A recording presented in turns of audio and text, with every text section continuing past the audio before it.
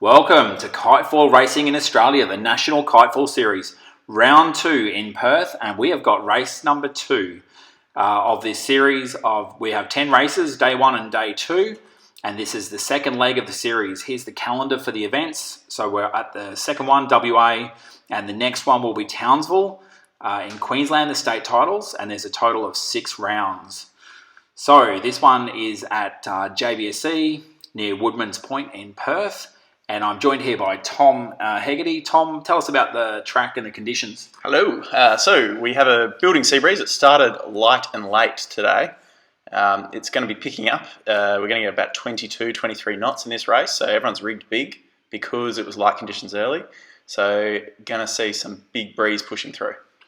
And today's course, again, is the windward-leeward standard track. So around the top with a port rounding on the top mark, through the bottom gates, left or right, starboard or port, and the second lap around the top, and then around the start pin through the finish line. So the standard 2-lap course.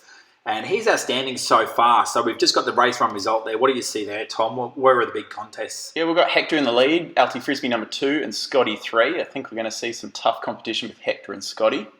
Yeah, and a strong chase group there after that too. So Alex and Cooksey, Alti and Marvin, even Bree, Oscar. There's a really top talent in that next group down. So yeah, it sure is. You'll see that hotly contested. And the middle pack as well. There's a bunch of names in the middle. They're really fighting out that middle group. So here we are at the start, Tom. What have we got here? Yeah, we've got Lando coming in for the pin and start. He's got a lot of free space around him. If you can nail that, that'll be helpful.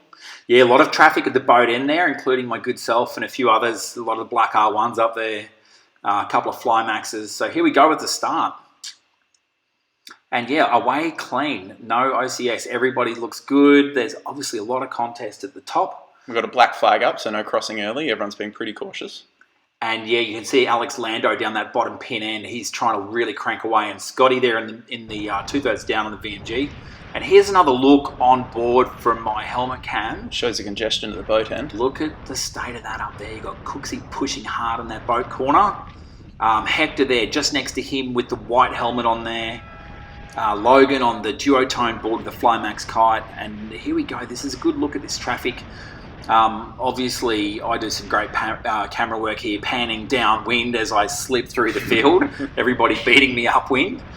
But here's a good look at this field. So what are we going to see here, Tom? Who's looking good on this run out of the start? It looks like Hector's caught a little bit of traffic with his kite high, but I think he's going to put that down and power away. Got Lando off in the distance there, way downwind, but shooting out in front, low and fast. Yeah, and you can see this is courtesy of Ironbark, these photos from the ammo jetty. You'll see here as well that the top guys really start to put the pace down here. So we've got a pretty heavy bunching at the boat end. We've got one port starter there, Darren at the back on his 18, a little bit overpowered. And yeah, most of these guys on 15s, but what you'll see is the guys that really can get that high angle in VMG are going to start shooting out in front here. Yeah, if you can put that power down and lean into it, you're just going to get those gains. So at the front here, you can see already Hector there in the white helmet at the left is starting to go. There's some big chop rolling through here now too. Cooksey with the wobble and Cooksey smash. Just took a beating. I think he did a huge butt check there and just ventilated and got whipped in face first. So I can tell you did because I was right behind him when it happened. And Alti Frisbee, they're gunning out to the front, and Scott Whitehead. Look at the pace on this kid. He is an absolute rocket. Riding the VMG2, I think he's probably on a 15, like rigged pretty overpowered. Levitas R5, and he is going to look to cross the field here again. You can see him out in front here on the right-hand side. Yeah, he's done a bit of a Dennis Tarradin here and just gone for low and fast, and he is going to look to cut through the pack. So let's see where he sits here. Alti Frisbee, like, nobody crosses in front of Alti. That guy is so fast upwind. He's not used to seeing the back of anyone. And look at that. He just slipped through by a whisker in front of Alti there. You've got Bree right there as well. And nice. yeah, Bree right in the mix. Marvin there on the white kite, and you got Lando on the Diablo silver kite there on the left of screen. And look at these drone images. This is fantastic. This is an amazing shot. This is Alti Frisbee flying along on his Bullet 3. Alti, you can see on the red board, and yeah, the black R1 with the big white wingtip. And he is so fast upwind. So for Scott to be pulling a lead like that guy is just amazingly quick on that gear. Just incredible. So here's our front guy. So yeah, we've got Hector is on the right of the screen somewhere. That's Lando coming through on the silver kite there. And let's look at this upwind battle here. We've got Diablo V5 versus the Flymax Boom V2. Probably both 15s, all right? Yeah, I think both 15s. And we've got an R1 V4 there and a VMG2. So this is look at that. That's an Olympic lineup. Those are the 4 hot contested Olympic kites there. Look at the pace on these things upwind. Look at that angle of Hector there. And Hector is absolutely cutting it. Tubanger 3 and Flymax Boom V2 15 metre. Absolutely screaming. And that was Bree coming through underneath. Marvin on the right there. Ludo on the blue kite. Got Oscar on the halo. Hosker on the Formula X, doing a fantastic job staying with that front group on the halo is just incredible. So up the top here, the guys are looking to find that ley line and tack across, and we'll get a really good idea of who's coming where. So you got Scotty tacking there. Oh, he is too, yeah. So Scotty's already hit that ley line. He's coming now. First. Alti, but where does Hector sit? Hector's and there goes Lando as well. He's gone a bit lower and faster and hit that ley line early. And here's the downwind view. Scotty lighting up around the top buoy. And you can see how windy it is here with the amount of white caps we've got coming through. Yeah, that sea breeze is in. So these guys are all overpowered. So watch this downwind. They are really going to be the absolute maximum power here. Hector rounding on the red kite. And Alex is right behind him there. Yeah, so he did lose a bit of angle, but carried good speed. So let's see how deep these guys go downwind. I think that's Alti, super, super deep there. And so was Hector. Yeah, they look like they're going a different way. So Scotty is definitely nowhere near the depth, but look at the speed on him. He seems to have the VMG though, because he does hold his own. That's the thing. He looks like he's not getting angle, but he is cooking. Look at the spray coming off the mast. That thing is lit. Watch this jibe. Perfect execution there. That he is doing 30 knots through that jibe, I reckon. Maximum power on the way out. Doesn't lose a thing. Yeah. And there you've got Hector and Alti jibing a bit earlier and heading to the middle of the track. You can see Scotty out in front and Hector and Alti competing there for second and third place. So I think Alti is a little bit deeper. So Hector slightly higher up. So this will be interesting too with the R1 V4 here. Alti on the Mike's Lab Bullet 3, which is a couple of years old now. And they're up against Hector there. Let's see how these guys go in pretty much flat-out drag race downwind here. These guys and Alex coming through there as well.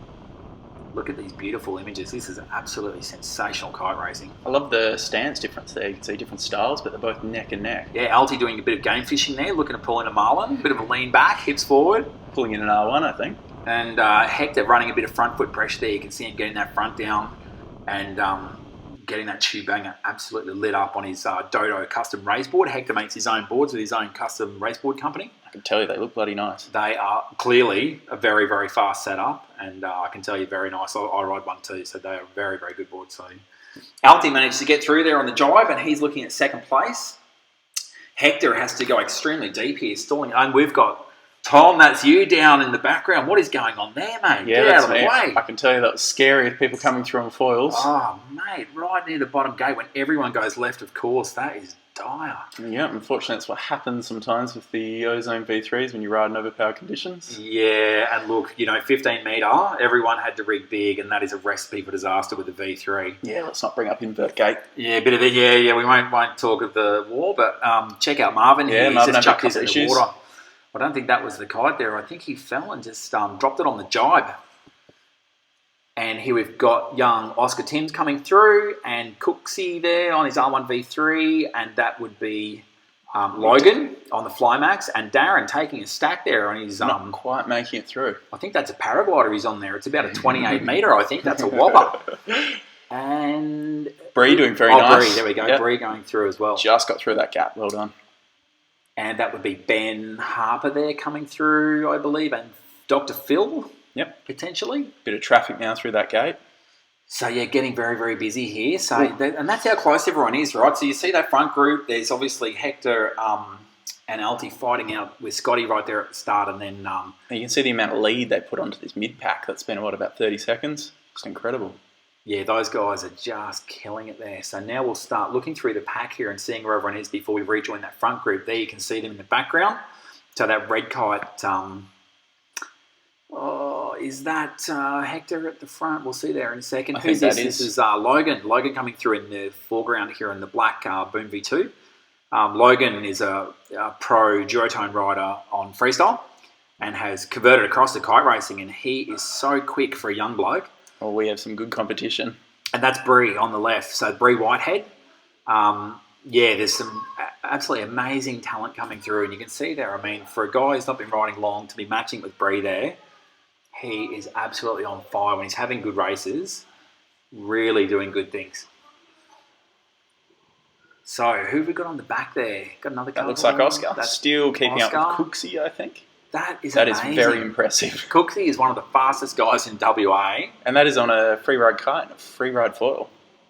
Yeah, and a free ride for the F1, which is an incredible free ride foil. And Logan, they're also on the duotone Indy Daytona combination. As he crashes his tack, unfortunately. Come on, Logan. He's back up, kept his feet in the straps. Yeah, that was nicely done. Good save. Almost like he didn't crash that. He kind of went down and just kept it going. So, all right, looks like the top guys are tacked onto the lay line. They'll be coming up. Looks like Scotty's still in the lead, Hector in second, and Alty in third. Yeah, so there's a bit of a... Scotty's managed to pull away here. He's had a really good race. He just seemed to come out of the gates well and got that clear lead at the start. Yeah, he's so fast upwind too.